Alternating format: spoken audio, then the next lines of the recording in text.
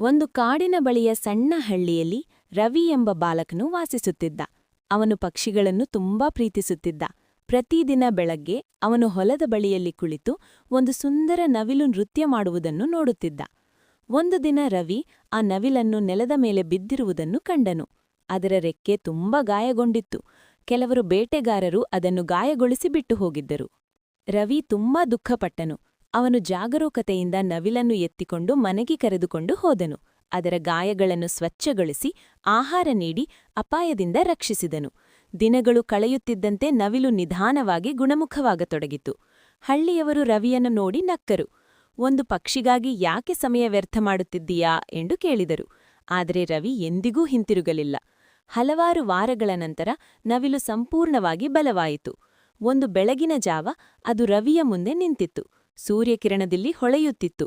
ಅಚಾನಕ್ ಒಂದು ಅದ್ಭುತ ಸಂಭವಿಸಿತು. ನವಿಲು ಆಕಾಶಕ್ಕೆ ಹಾರುವ ಮೊದಲು ಒಂದು ಹೊಳೆಯುವ ಬಂಗಾರದ ಮೊಟ್ಟೆಯನ್ನು ಬಿಟ್ಟುಹೋಯಿತು.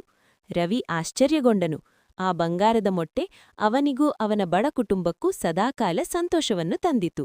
ನೀತಿ: ದಯೆ ಯಾವಾಗಲೂ ನಿರೀಕ್ಷಿಸದ ರೀತಿಯಲ್ಲಿ ಮರಳಿ ಬರುತ್ತದೆ.